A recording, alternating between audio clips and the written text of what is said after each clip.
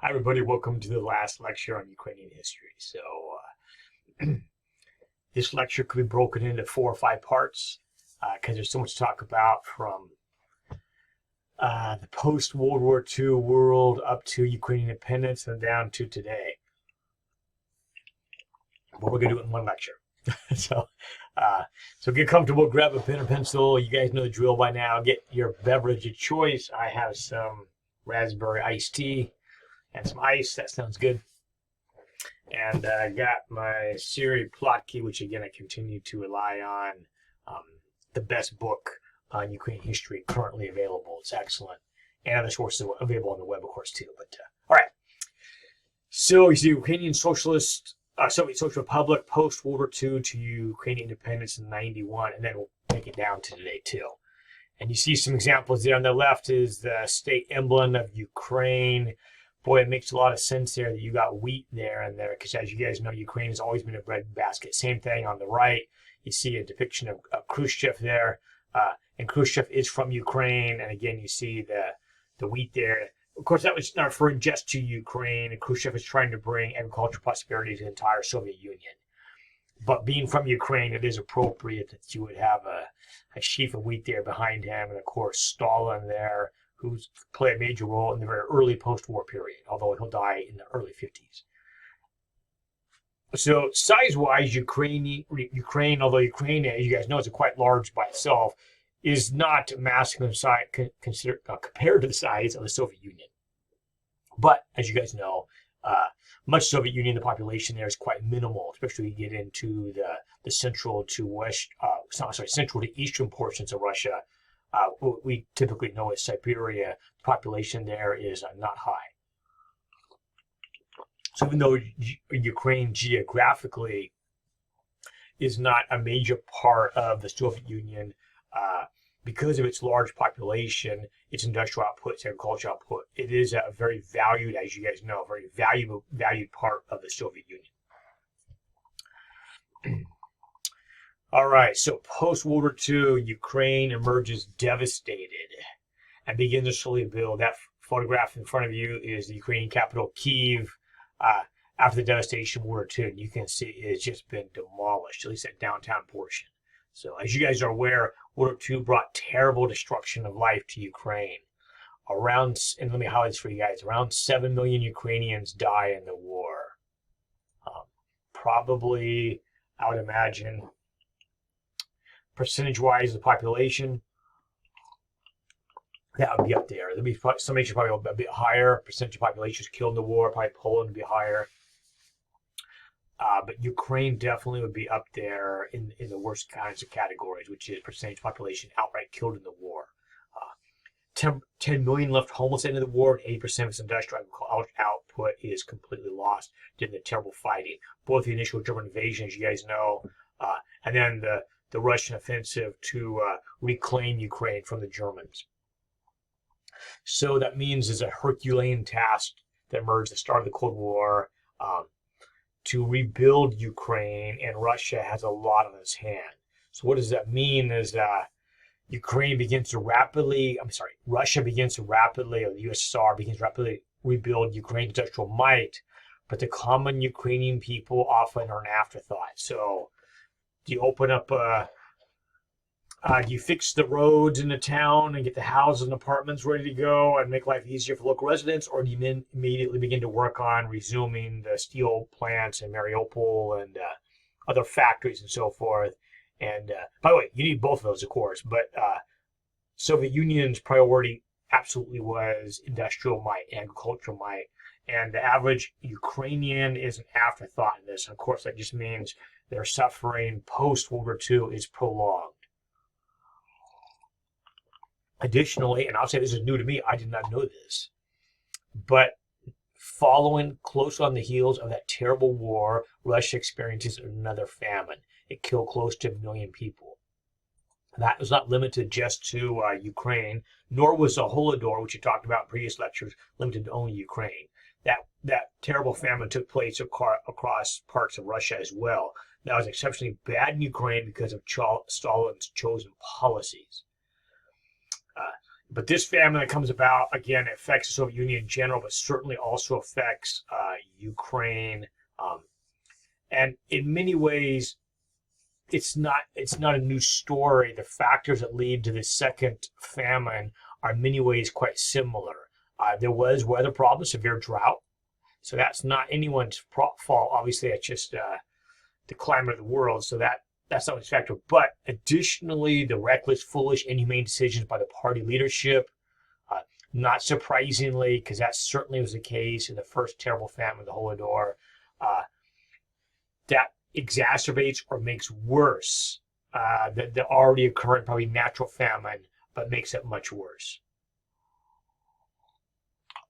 And that leads to another devastating famine that racks the Soviet Union and again damages Ukraine and costing many lives in Ukraine. It's not as severe as the Holodomor, but still a very difficult time, a time of great sadness, again exacerbated by the Soviet system of top-down control, keeping up appearances, and other foolish, inhumane decisions made by the leadership of the Soviet Union. All right. Now, it is important to mention, because I've mentioned, the painful side or the dark side of what it means to be part of the Soviet Union. But as we talked about in previous lectures too, of course, there's winners and losers in this. I want you guys to know this. So, of course, there are some Ukrainians who have adjusted themselves to the Russian project or the Soviet Union, view that as their next iteration of Ukraine as simply part of the Soviet Union and have made peace with that. And so some of these are going to merge to the highest levels of the Soviet Union. That happened both earlier. For example, Trotsky, number 2 in the Bolshevik Revolution, is Ukrainian. There are other well-known prominent Ukrainians too. But for the context of the current time we're talking about here, the ones I want you guys to know is Nikita Khrushchev, which most of you are probably aware of, is born in Ukraine. Now again, he has made peace with Russia and the Soviet Union being controlled. So I imagine he identified above all as Russian. Even though, yes, I'm from the region of Ukraine, but who I am, I'm a Russian. He'll be first secretary of the Communist Party from 1953 to the death of Stalin all the way to 1964. And then on the right, not so well known to you guys, although I remember him when I was a kid, although not well because you can see when he died, but I remember him dimly, is Leonid Brezhnev. And I'm not as concerned with him. Khrushchev, I'm more concerned. But Brezhnev does play an important role. He's not in power for a long time. Well, take that back, from 64 to 82. So again, I remember him as a kid. So maybe I'll highlight his name. Both of these Russian general secretaries, which is the top position in the Soviet Union, both think of it as president in our modern concept. Both of them are born in Ukraine, raised in Ukraine, but have made peace with Ukraine's assimilation into Russia, the Russian Empire, or the Soviet Union. So you can see pictures there of Nikita Khrushchev from his time in power. That'd be Sputnik there he's toying with, and that's JFK there in a deep conversation with Khrushchev there in that central photograph. And then on the right, you see President Ford signing SALT II or SALT Treaty, which is a nuclear reduction treaty with Brezhnev. That would have been in the probably late 70s. Nope, early 70s, correction. Late 70s would have been Carter. So the early 70s with Ford. My point with all that, and again, you can keep it really simple, is, of course, some, how are you describe Ukrainians, because that's where they're born, but Russia being part of the Russian Empire for so long and part of the Bolshevik Revolution, whether you're a Marxist, whatever, a very significant number of Ukrainians geographically have made peace with being part of the Russian experiment and the Soviet Union.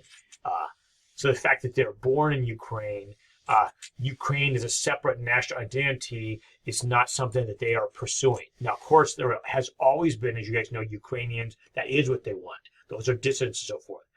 But those who are part of the Communist Party largely have made peace with it and they're part of the whole Soviet system. So they may go to school, may be born in Ukraine, but go to school in Moscow, part of the larger Communist Party establishment, and they see their their world, their career, their identity is part of the larger Russian or Soviet Union. And Khrushchev is a very good example of that. All right. And that takes us to something that took place in 1986. And I remember this because I was a sophomore in high school when this took place. You can do the math. This is the terrible Chernobyl disaster, which is the worst nuclear disaster on record. Although the Fukushima disaster following that tsunami in Japan was also quite bad, but Chernobyl would be worse. And you see some very chilling photographs there on the left. These are abandoned parts that still remain abandoned. The nuclear exclusion area around the Chernobyl power plant, which is still largely a no-go area unless you have very specialized protective clothing, because it still is highly radioactive. So you have these ghost villages around the original Chernobyl plant. So what took place there? So get your highlighter ready. So in April 1986, one of the reactors has a meltdown. That wasn't a complete meltdown, but the fact that it did melt down, there was an explosion released 50 million curies of radiation. You see, that's equivalent of 500 Hiroshima bombs. Get an idea of just how terrifying that amount of radiation being released from Chernobyl was. Now, there's a much longer story there. I think you guys go on Netflix or HBO. There's some very good documentaries or recreations of what took place there in Chernobyl. I recommend that to you guys. Even actually quite recommend it to you guys. So I'd Google a little bit. My wife came across one of these recently, is recommended, although unfortunately I've not had a chance to watch it, but it's on my list, of the very brave Ukrainian and Russian technicians trying to prevent the disaster and then limit its impact, and then ultimately to deal with it. But replaying a pattern which we talked about before, Moscow's handling of the nuclear disaster demonstrates to the Ukrainians one more time that Moscow always privileges Moscow over the good of Ukrainians when push comes to shove.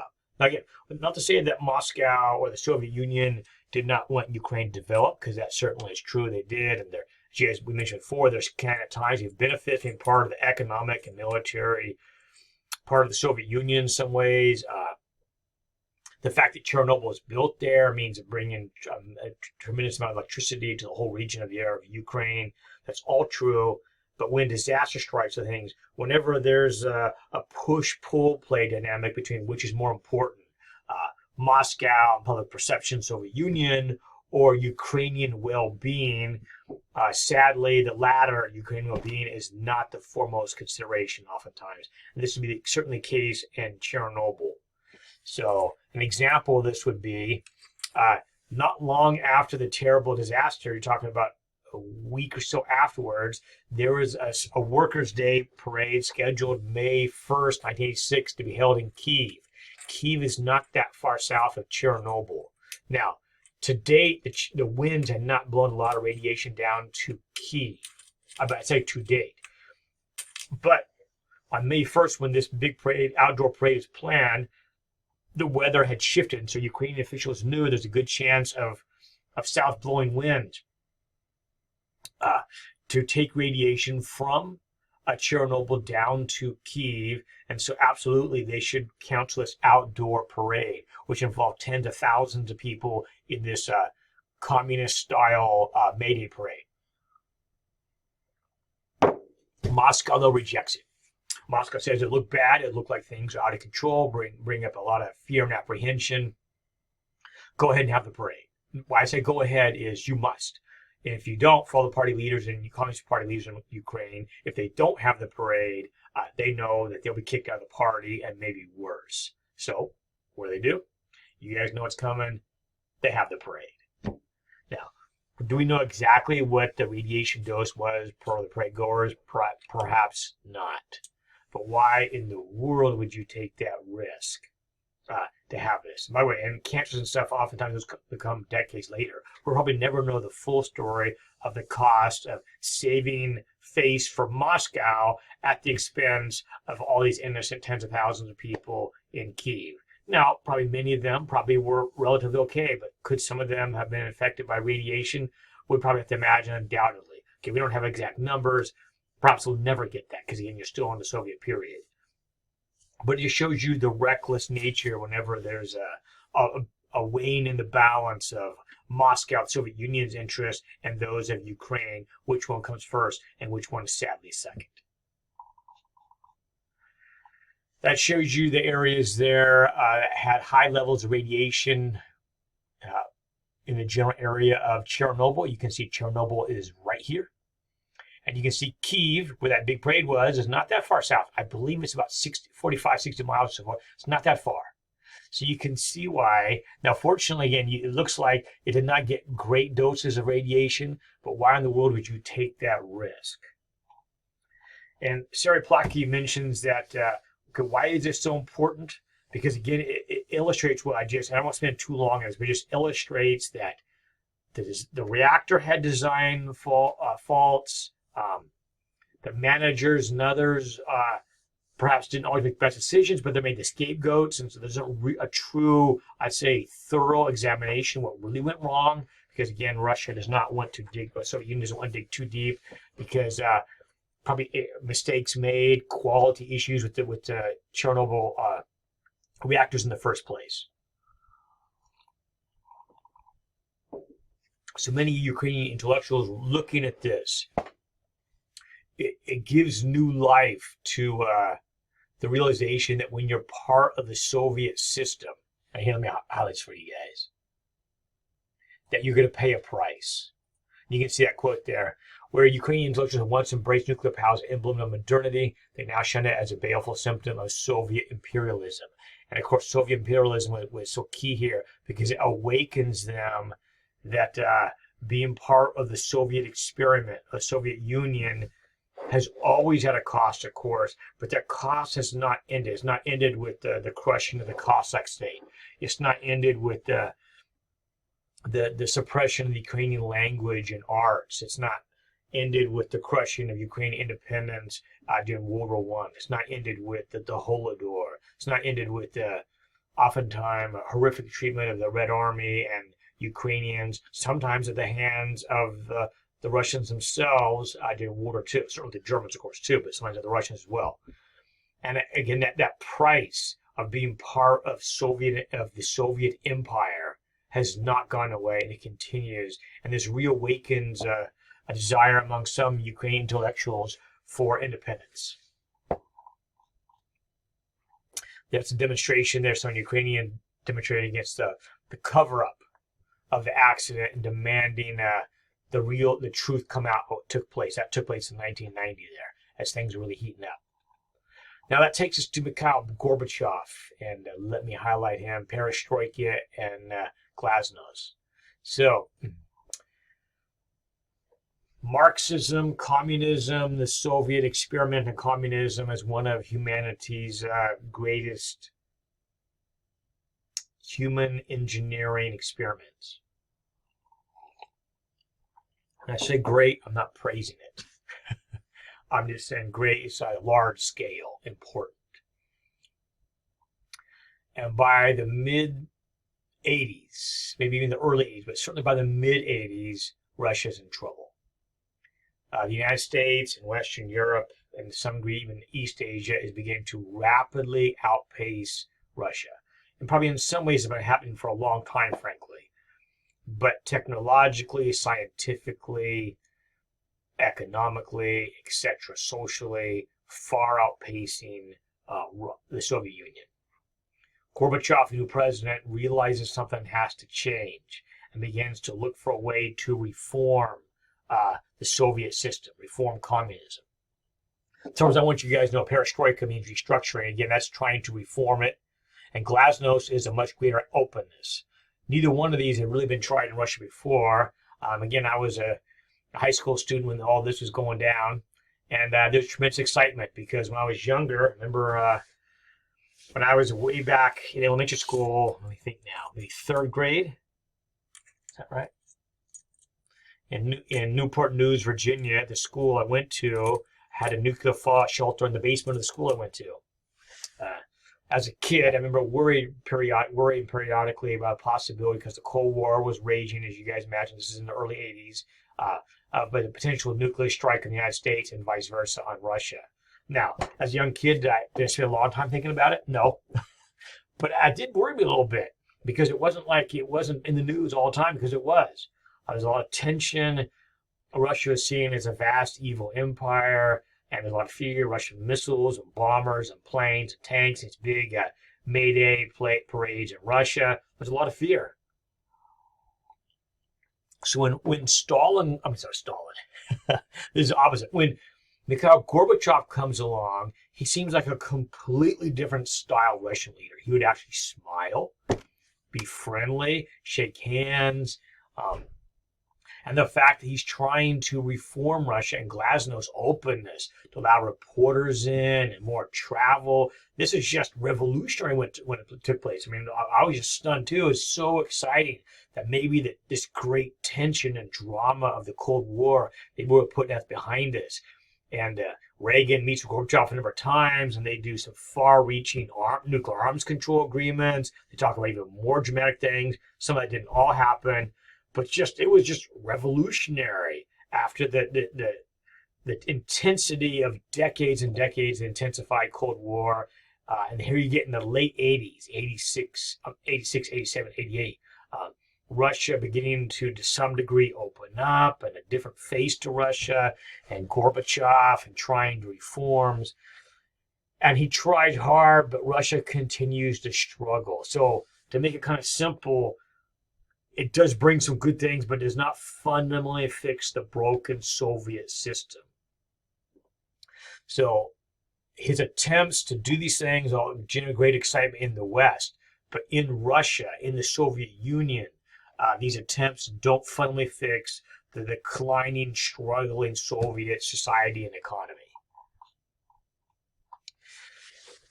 And that leads to an even greater event, which is 1989, a year of revolutions. And I was a freshman in college, like many of you guys are right now. And I don't want to make this video too long. I think I'll record one later on at the end of the semester about this time period. But man, it brings up a lot of memories. I was doing this lecture. I was looking at some songs really popular when I was a freshman in college when all this was going down. And I think I'll share some of the songs in a later lecture. So I'm not going to walk down memory lane with this one. But yeah, brought back a lot of emotions, tremendous excitement, like the world is emerging out of a nightmare. And the Berlin Wall coming down is the most dramatic of all these, but it's not the only one. And you can see a photograph in front of you of citizens there. This looks like this is on the West Berlin side, because there's a lot of graffiti on that side, breaking the Berlin Wall down. It was just incredibly dramatic. And of course, it's not just in Berlin, other places too. You can see in this case, this is before all that came down. This is the Velvet Revolution in Czechoslovakia. And you can see activists in front of riot police lighting candles, because they're worried about still the communist controlled government at that time period, crushing this pro-democracy, pro-independence movement. There's another picture on the left of the Berlin Wall coming down, be in November of '89 on the right. This would be in a similar time period where riot police, again, this is in Czechoslovakia. You can see on the left, you can see protesters on the right in a prayer position, asking the riot police not to use violence and force against these peaceful demonstrations, calling for a freedom in Czechoslovakia. Another example, this would be Czechoslovakia, one of the great downtown squares, where hundreds of thousands of people came out in November '89. And once the streets are that full of people, as you guys can see, they are as far as the eye can see. The communist government does not do the paralyzed. They had used violence. They had killed some people, but with that kind of numbers, they don't know what to do. Moscow under Gorbachev also decides not to intervene with the Red Army. What all this means is just this tremendous earthquake going through Eastern Europe of mass protest, opening up, freedom, and a brand new start outside of the deadly grip of the Soviet Union. And you can see all of Eastern Europe there, Poland, East Germany, Czechoslovakia, Hungary, Romania, Bulgaria, Yugoslavia, are going to break off. You can see the dates there. Poland, 89, East Germany being 90, Czech Republic, Slovakia, Hungary, Romania, Bulgaria, all those are going to break off. Now, interestingly, if you see the numbers right here, Ukraine did not do it till 1991, which when like what's going on here. Now, remember, keep in mind that Ukraine had been part, of course, without its will, but had been absorbed by the Russian Empire all the way back to Peter the Great and Catherine the Great. So, in the eyes of Moscow, Ukraine is not a separate entity.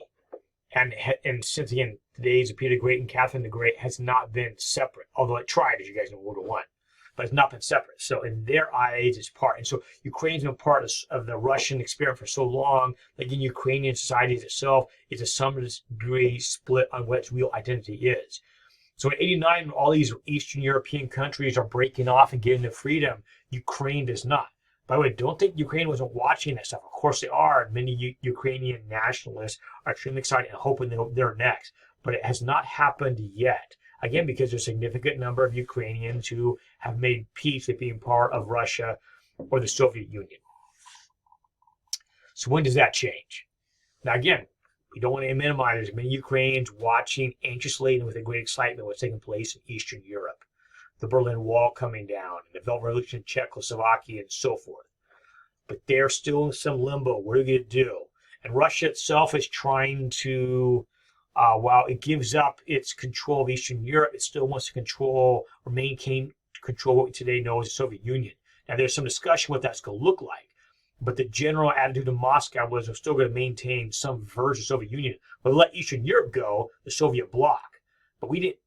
But the Soviet Union, that's different. That's part of the Russian experiment. We're going to hold on to that. But Gorbachev was not sure what to do, and his decision and the leadership's decision to let Eastern Europe go and become independent and free was viewed by many Russian hardliners in the Russian government of the Soviet Union with a lot of anger, and they decided that Gorbachev has gone too far. He's allowed the Soviet Union, the Eastern Bloc to go free, and perhaps Soviet Union, parts of it, are going to peel away, and some were talking about it. So in response to that, hardliners in August 1991 attempted to seize control of the Russian parliament and arrested Gorbachev with the intention of reinstalling Soviet Union's iron grip on the Soviet Union. What they would have done by Eastern Europe, that would be hardly more complicated, but certainly to keep the Soviet Union intact and to roll back some of the glasnost, which is the openness, and perestroika, the reform things that Gorbachev had been doing. That sent tanks, armored personnel carriers into the streets of Moscow. They're passing St. Basil's Cathedral there in the background, going to the Kremlin. You can see the wall there, the Kremlin right there. And they're going to the Russian Parliament building called the White House, ironically, but it's a Parliament building, to seize control of the Russian government. But, and this is important, Russian President Boris Yeltsin, Russia has like a prime minister and a president, they have both, but sees this and it's like, we're not going to allow these hardliners to do this. And he rallies his supporters, race to the White House, and with his supporters attempts to stop this coup. And he would not only attempt it, he and his supporters and many, many very brave Russians who do not want to go back into the retro embrace of the darker times. The Soviet Union refused to allow this to happen. And many reporters, by the thousands, come out that face down the Russian army as attempting to use their military force to take down the Russian government. Well, that's a typo there. Well, we can fix that. There we go. Yeltsin gets on the top of a tank and encourages supporters to continue to maintain. And here's an example. You can see these are Russian tanks. These are part of the coup plotters. But these here are the citizens of Russia who've taken buses and dump trucks and so forth, and lined them as a barricade, trying to protect the Russian Parliament building from the Russian army being able to seize control. And there's Putin, historically in that great dramatic moment for Russia of trying to maintain control of the Parliament building. You see it on top of a tank. It's very emblematic that Russian soldier has his head in his hands, probably not knowing what to do because he's been ordered to be there to seize control of the Russian Parliament. But clearly, many brave Russians do not want that. And I don't know whether he's tired or figure out what am I going to do. And you can see the Russian Federation flag there in the background, not the flag of the Soviet Union.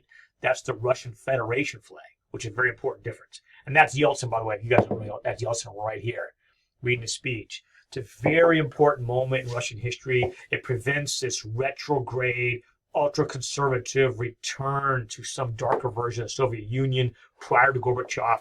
Instead, Russia is going to attempt to enter the modern world. And by the way, sadly, as you guys know, with what Putin's been doing since he's been in power, this bright moment of hope that Russia has because they successfully stopped the coup. But that bright moment of perhaps heading toward a democracy and a closer tie with Europe, sadly, is not really going to take place. Now, why is that important to Ukraine? The reason why that's so important to Ukraine is the Ukrainian Communist Party and Ukrainian leadership is watching all this, deciding like, are we going to be part of this new, perhaps a bit looser Soviet Union, some kind of federation of former Russian states that have been part of the Soviet Union? Are we going to stay with this? And I thought prior to this had been yes. But when they saw that coup attempt, that reminded them, even the communist leaders in the Ukrainian government, who controlled the government at the time, reminded them one more time, it wasn't enough, one more time, that being part of the Russian experiment oftentimes has had bad repercussions for the Ukrainian people. And they decided to do something quite radical. Again, in the context of what took place in 1989 and 90 in Eastern Europe, with the fall of the Berlin Wall, etc., and the Felt Revolution in Czechoslovakia, they decide, watching that coup, that they have seen enough and they do not want to stay part of a Moscow-dominated political entity, and they declare independence August 24th, 1991. Now, this is huge, as you guys know. Because many people in Parliament who voted for this, quite a few of them are actually communists themselves. But that great moment of change, they don't want to remain part of the Soviet experiment.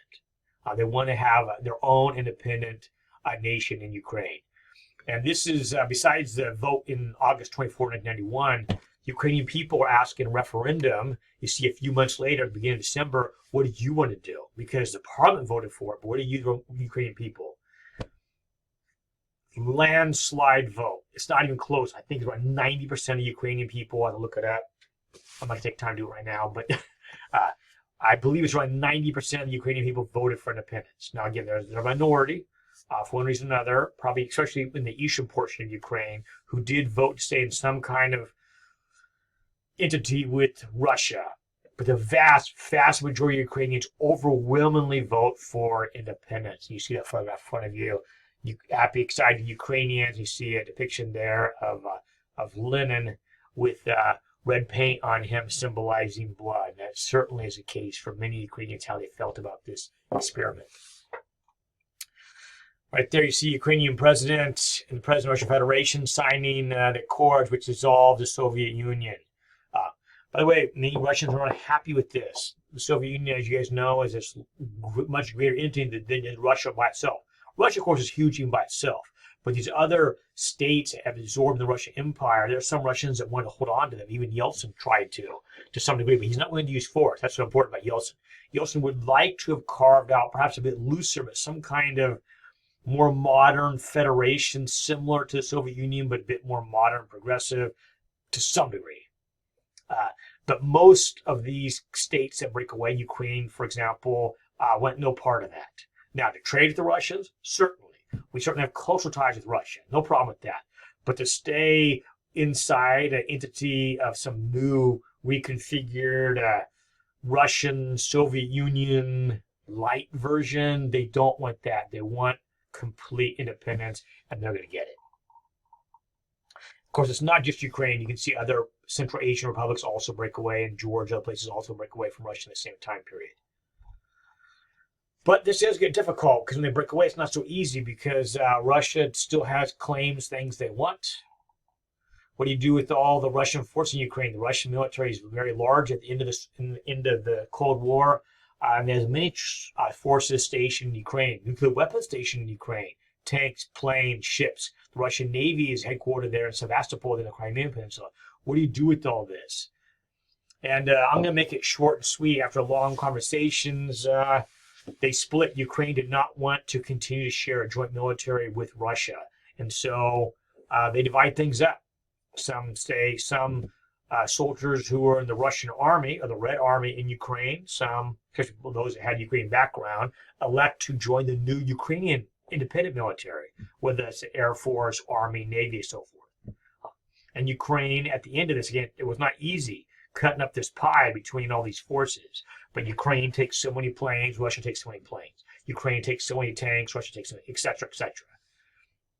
Now, importantly, and we're getting to the end of this lecture, I want you guys to know this. Let me highlight this for you guys. So, now, add one more complicating factor. Soviet Union had stationed quite a few nuclear weapons on Ukrainian territory. Does Ukrainian get those nukes? If they do, Sergei Plotkin mentions it would make Ukraine perhaps with the third or fourth largest nuclear power in the world. Now, Russia still would have had a lot of nukes, but they did have quite a few stationed in Ukrainian soil. What do you do with that? We'll have to link a series of negotiations called ultimately result was called the Budapest Memorandum, in which Ukraine agrees to give up its nuclear weapons in exchange for security guarantees. That shows Yeltsin, that's President Clinton, and that's the president of Ukraine, Khrushchev, agreeing to the Budapest Memorandum, in which Ukraine gives up all its nuclear weapons and turns them over to the Russians. And that's a ballistic missile carrying truck there on the right, which would be carrying one of these just missiles I just mentioned, which could be a delivery vehicle for nuclear weapons. Now, it wasn't just Ukraine, Hungary, and a couple of nations gave up, but in the context of our class, the Budapest Memorandum is Ukraine giving us nuclear weapons. Now, by the way, this is important because obviously nuclear weapons are a terrible security guarantee, a nightmare security guarantee, but an important one. The U.S. in 2023 is not in a hurry to give up our nuclear weapons, even though they're all nightmare weapons, and God forbid they're ever used. But at the end of the day, push comes to shove, you have that card to play. It's a card with a skull and crossbones on it, but you have that card to play. Same thing for Russia. Same thing for China, etc. Great Britain, France, any nuclear powers, Pakistan, India, North Korea, sadly, right now. And Iran's working on it. But the weapons give you that trump card, again, a card, God forbid, that anyone ever play, but a security guarantee. So there were Ukrainian voices saying, why are we giving up these weapons? Because Russia remains a great giant. They're not happy with us leaving. Now, we've left bloodlessly, but Russia's not particularly happy. And as you know, Russia has a long heritage of the Russian Empire absorbing nations on its borders. So why don't we keep those? But the United States and the countries are pressuring Ukraine. It's probably better for you not to have them. You can join the Nuclear Non-Proliferation Agreement and move forward. Also, maybe draw you closer to the European Union. And so Ukraine, with the guarantee from Russia, the United States, and Great Britain, Ukraine guarantees, gives up its weapons with a security guarantee for the United States, Great Britain, and Russia. That its territory will not be bothered. This is important, right? It's very important in the context of what's taking place in Ukraine right now, which is a Russian invasion. This is a complete rejection of what Russia had promised under Yeltsin, which is your territorial integrity is guaranteed, Ukraine. Don't worry about it. You gave up the nuclear weapons as your ultimate ace, but we have guaranteed your security, you're fine. Now, obviously, the context of Russia under Putin, that no longer holds. But that is the context of what this took place in the United States and Great Britain promising to help guarantee Ukrainian sovereignty over its territory. All right, and I'm going to move quickly through this. You guys saw some of this in the video you guys watched, but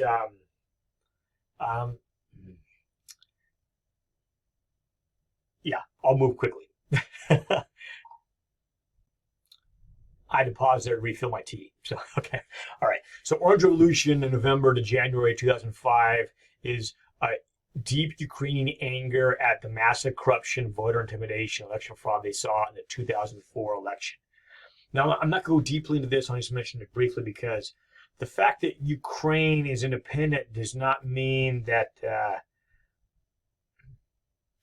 the Soviet system of government, with its lack of transparency, its high level of corruption, and many other issues disappear overnight.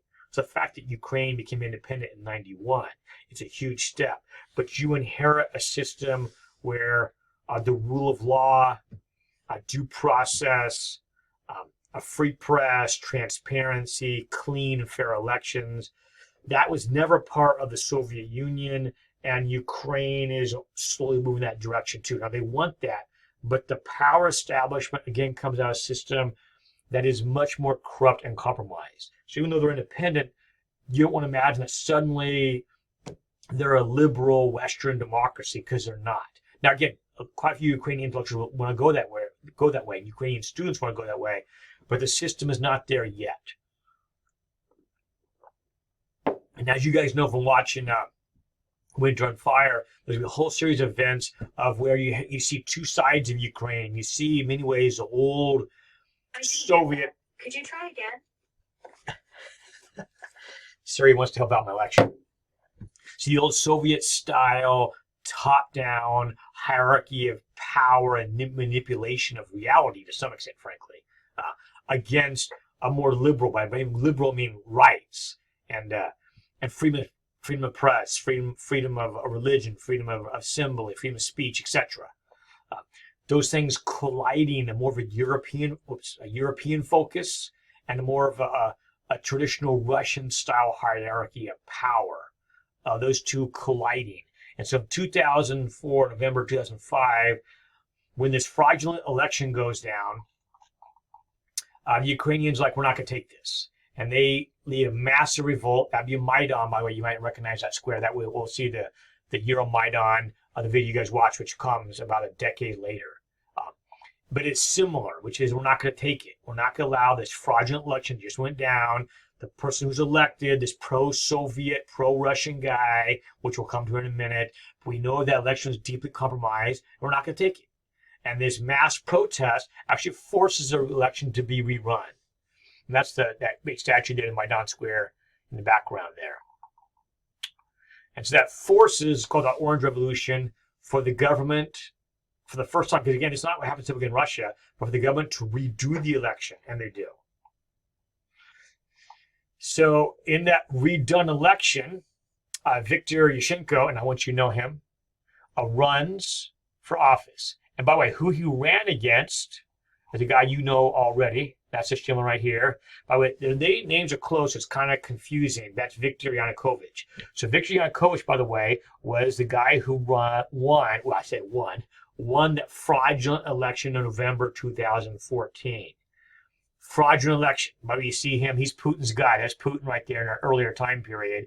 But Yanukovych is Putin's guy. They did not run a fair election. It's a corrupt election, a fraudulent election. And he is ostensibly elected. But of course, he's not really elected. Orange Revolution says, no way, we're not accepting that election. It's complete fraud. They redo the election, and in the new election, he loses to Yushchenko. So Viktor Yushchenko wins. Now, by the way, to give you just a little taste of what Russia is like in this time period under Putin, Yushchenko is famously poisoned. I think it was with dioxin. Although, don't quote me on that, but they poisoned him. You look at his photograph here on the right, you can see how pockmarked and messed up his face is. Damaged his face is. By the way, he looks worse other times. The poisoning done by the Russians almost killed him. But when I say Russians, I should be careful. Russians or Ukrainians aligned and pro-Russia. Because I'm not saying, I don't know whether the Russians themselves poisoned him or it was Yanukovych's people who poisoned him, who was aligned with the Russians, whatever. I'd say pro-Russian forces, either in Ukraine or from Russia itself, wanted to poison him, obviously hoping to kill him, but he does not die. He survives this. It just further enrages his followers. They vote for him, and he wins the election. Now, why is this important? Because voting for him was a symbol of democracy during the Orange Revolution. That we're not going to have this pro-Soviet, old school, with all the negative power hierarchy that comes with it, president over Ukraine, drawing us back into the web of Russia. We're not going to allow that to happen. Now, Yushchenko wins the presidency, but he's not a particularly good president. Not that he's pro-Russia, but just I think maybe the challenges facing Ukraine, he was not up to the job. That's what it says a failed president. So symbolically, he's important because, again, the fact he's almost killed as he runs and that he wins a fair election following the Orange Revolution makes him symbolically important. but politically, once he's in power, it's not a successful presidency.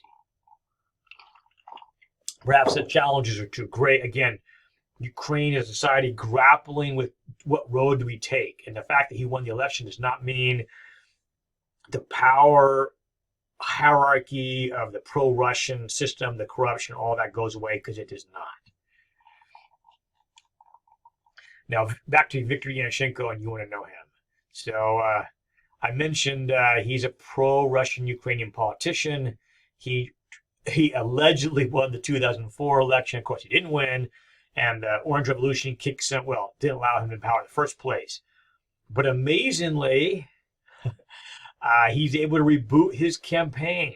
And again, this shows you how complex Ukraine can be. He reboots his campaign with the help of Paul Manafort, who is this guy right here, who you guys perhaps know from the Trump years, is able to reboot his campaign and runs for president. And because of previous president, Yushchenko had not done so well as president, he is able to win.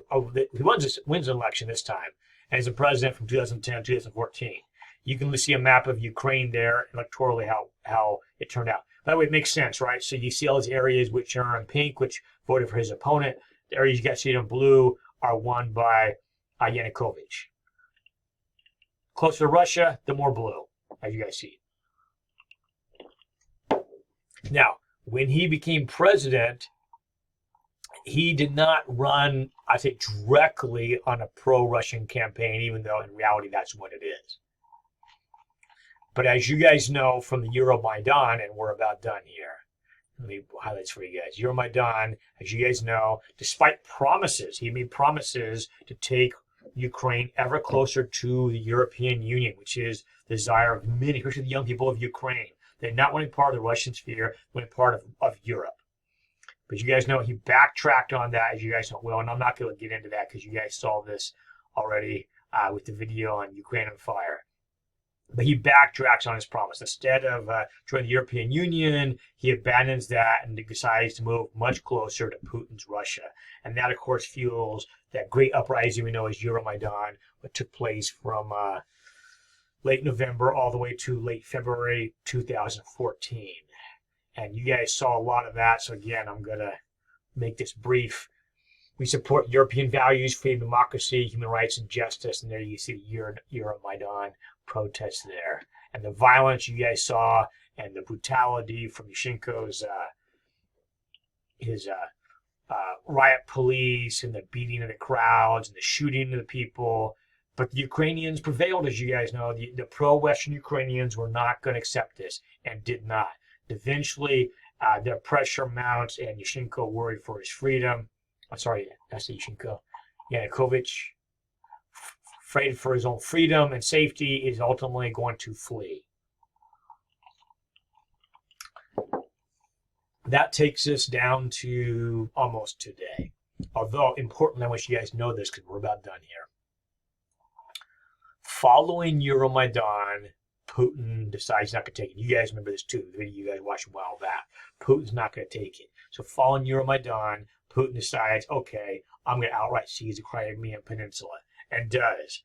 Just following, on the immediate heels of Euromaidan, Putin, again, not getting what he wanted, because that maybe I'll have a puppet in Yushchenko, but when Yushchenko is kicked out of power, Putin is not going to wait and decided to simply, in the footsteps of Peter the Great or Catherine the Great, to reawaken Russian imperialism and seizes Ukraine. And at the same time period, forces we know as little green men, there you go, that term, who don't wear Russian army patches, but clearly are Russian soldiers, also, besides seizing Ukraine, also seize parts of eastern Ukraine. Putin rapidly moves to authorize annexation of Ukraine. You see him doing that in the central photograph right there. And of course, there's the Ukrainian peninsula. Of course, the Russians have been basing their fleet at Sevastopol, which is right here. And in the eyes of Putin, he's simply destroying what is Russian territory for hundreds of years. And now he has reabsorbed Ukraine directly and would like more, as you guys know. The map there on the left shows regions that were occupied by, quote, insurgents or Russian forces, absolutely Russian backed. Some of those would be locals trying to claim parts, as you guys see there, of eastern Ukraine. And that takes us all the way up to today, as you guys know. A little bit over a year ago, in February of 2002, Putin decides, I've had it, and decides to, and again, we don't know exactly, but you guys have seen some of this. Did he want all of Ukraine? He certainly wanted to install a puppet leader back in Ukraine, so Ukraine would absolutely have been part of the Russian imperial project. Now, again, could it nominally have been sort of independent, but of course not really?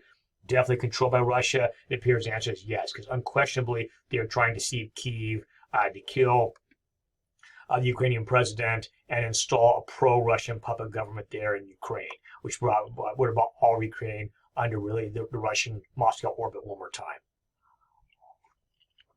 Many Ukrainians have died in resisting this, as you guys know.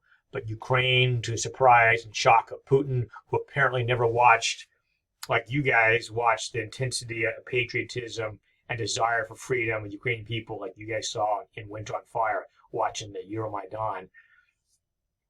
Putin is getting an awakening that Ukrainians, the vast majority of them, will die before they come be part of Putin's vision of Russian imperialism. Part of the words of the Ukrainian national anthem is Ukraine has not yet perished. And that is certainly the case today. And you can see, Shevchenko, Taras Shevchenko, a great Ukrainian patriot there on the left, the artist, the poet, the writer. It's a rallying symbol of Ukrainian nationalism. And you can see that rally around him with the Ukrainian flag and those Ukrainian soldiers today fighting for their freedom and for the future, for themselves and for their kids and for their grandkids of Ukraine, for the first time since Kievan Rus, to really be a free, independent nation that can choose its own path into the future. And we all watch how this plays out. We don't know how it's going to end. But Ukraine has awakened in a way that perhaps it's going to be very difficult for Russia to put this back into the box. So there's much more to the history of Ukraine. It's an ongoing drama we watch daily. It's an important one. It brings so many important themes of the 20th century and the 21st century to the fore, to the present for all of us. And that's why I spent so much time with Ukrainian history, because it's so resonant with what's taken place in 20th century Europe. And even before that, as you guys know, nationalism and the great class of ideologies. And that is playing out today, sadly, tragically, in Ukraine, as you and I are both inspired and saddened by the tragedy, the war going on. And we can all hope that Ukraine prevails in this soon. And I feel bad in some ways for the typical Russian soldier deployed there, too. Most Russians don't want to be there, as they have not been in most Russian wars. But they don't have a choice. Russia is not a free country. It's ruled by a dictator who is Putin, as you guys know well. And they're sent there to reclaim territory that is not theirs. And so we wish Ukrainians the best. There's much more to this topic, but we're going to have to leave it here. Again, I recommend this to you guys. I know you guys are busy. But one last time, I recommend Serhiy Plokhy's The Gates of Europe. There's much more to the story I could not get to because of time. I would also recommend, if you guys are curious of Ukrainian history, there's some wonderful videos. You guys can Google. Go into Google. Just go to YouTube and put in Serhiy Plokhy. He's a brilliant historian. He's not the most dynamic speaker, but that's okay. You can hear him. Of course, Timothy Snyder, I mentioned his lectures, We Have to Start. He's actually lectured. There's other very good commentary in Ukraine currently. So YouTube would be a wonderful place to go and find out more about Ukraine besides what we see in the news. So with that, we're going to have to leave Ukraine, but I hope the themes we talked about that will resonate as we talked about other aspects of 20th century Europe. And as we watch all this play out, I wish the Ukrainian people the best, and for Russian people too. Wish Russian people the best too. They're part of Europe. They're not a free people. They've been taken into a conflict they don't need, and it's not going to help them and bleeds them as well too. So with that, we'll stop right here, and we'll see you with the next lecture. So take care, everybody.